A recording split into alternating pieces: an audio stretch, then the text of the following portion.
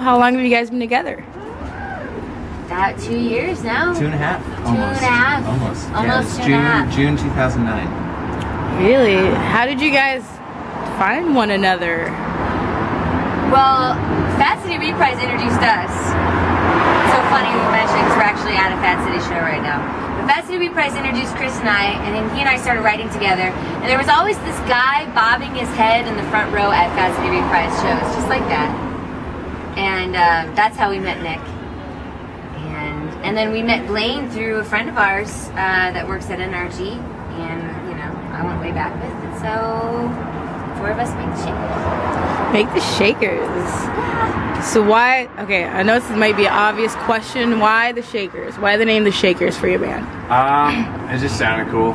You know, I was looking for a name, I couldn't come up with anything. This dude, Mike, fuck, I don't remember his last name. He was trying to make it happen back east with the initial idea of the bands. I was looking for singers, and this dude Mike had a great voice, and he totally fucking flaked out. But he came up with the name The Shakers. I was like, that's awesome, can we use that? And he was like, yeah. And then I went and searched on the trademark website, and it was available, so I was like, yoink. So now it's ours, we're trademarked. Trademarked, TM. You can't copywritten, so don't copy me. Thanks, Flaky Mike. Thanks, Flaky Mike. Right on. When, like, for each one of you, when did you realize that you actually want to pursue music, like nothing else? Like, I've been playing guitar since 1st grade, so pretty much around then, as long as I can remember. I didn't know. I moved to LA to be an actress. Like, I was going to be Kate Blanchett. I was 100% positive I was going to be an Oscar winner.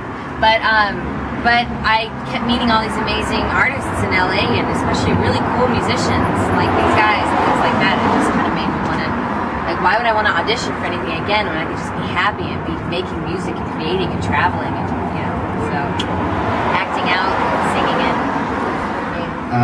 For me, I kind of been playing drums not very seriously for a while when I was younger, and then something just clicked. I had previous interests and I got burnt out, and right at that time I was introduced to a band called the Mars Volta, as well as Zeppelin. I mean, I'd been listening to Zeppelin, but then something just finally sparked for me. I was about 17 years old, so I guess I was a late bloomer, but yeah, ever since it's just been music all the way.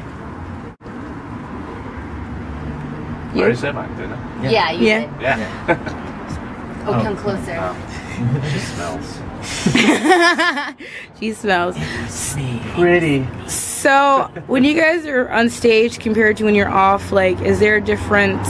Like when you're on stage, what are you thinking about, like, at that particular moment? Well, I would say the difference between being off stage with these guys and being on stage is when we're off stage, we're working.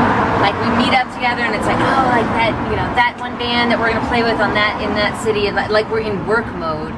But it's like once we're on stage, it's like no work. That's when we're just ourselves and we're happy and we're like totally in the song and in tune with each other, and it's just complete bliss. Really. And for me, being on stage just lets me, oh my god, it's gonna sound so cliche, but it completely sets me free and lets me become something that I don't get to be off stage. Kind of releases a whole different little side of me, which is a lot of fun. So you say when you're on stage you're a little bit more freer? Free? Definitely. Yeah? Yeah. Liberated. Completely. Right on. Like, how long does it usually take you guys, like, to write a song, or like, do you guys? It really depends. I mean, sometimes it's a half hour, sometimes it's a handful of rehearsals. It kind of depends, you know, because sometimes you have to take it back to the drawing board. Sometimes it just happens so naturally, and that's it. Yeah, it's like a lesson in trusting each other. That some things are going to take minutes, and then other things are going to take months, and to be able to adjust to both circumstances. Like, sometimes it actually was it was perfect the first time we ran through it. Don't touch it. You know? Right on.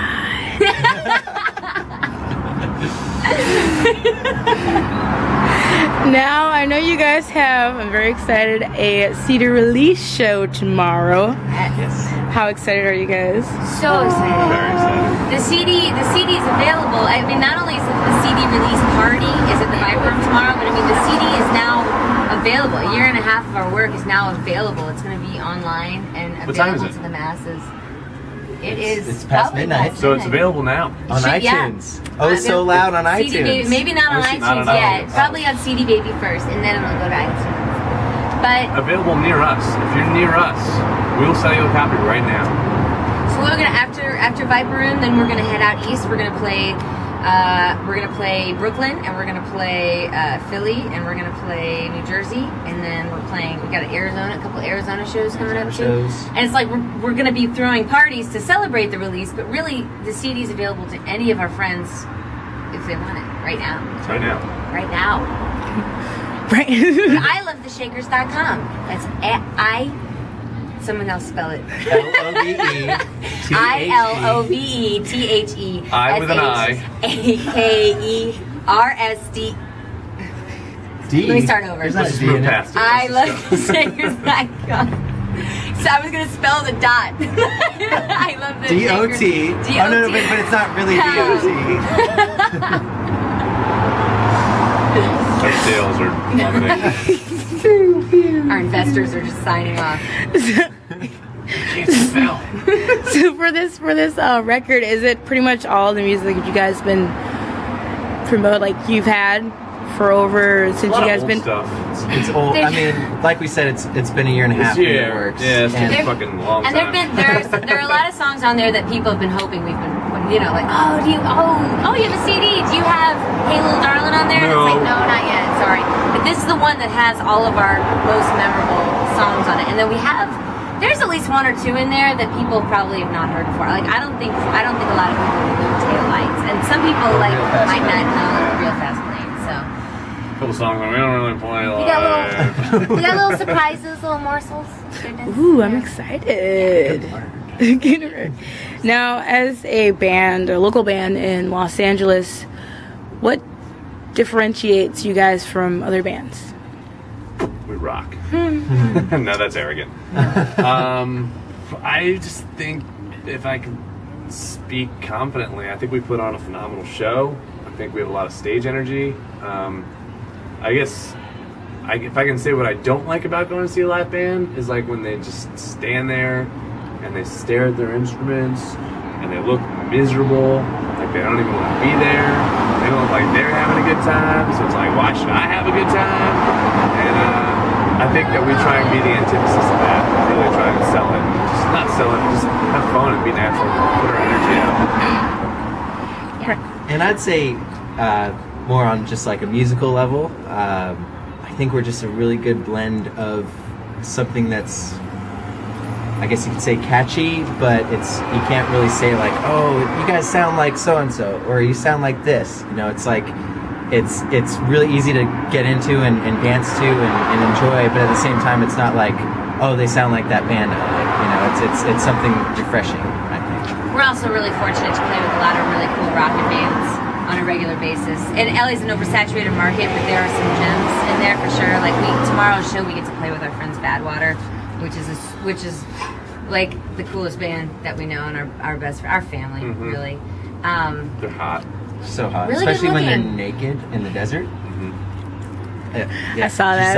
I saw that. Which I was surprised. Inspired by their shower scene with Blaine. Don't ask. Yeah. I think we one up them with the "Are we naked in bed together?" picture.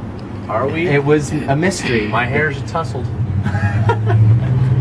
I won't ask, but I'm gonna wonder what it's about. We'll tell you when you turn the camera off. All right.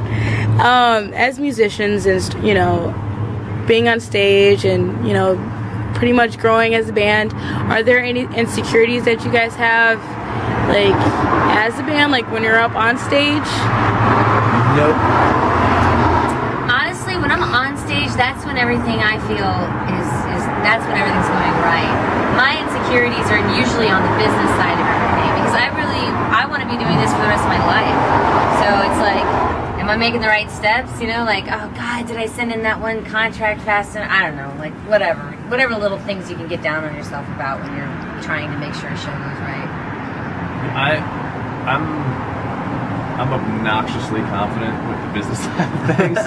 I really love performing. If I ever get insecure, it's when I know that something technical beyond my control is going wrong, like if a cable's shorting out or my fucking guitar input jack is crackling on me and it's something I can't immediately correct, that bothers me. And I get all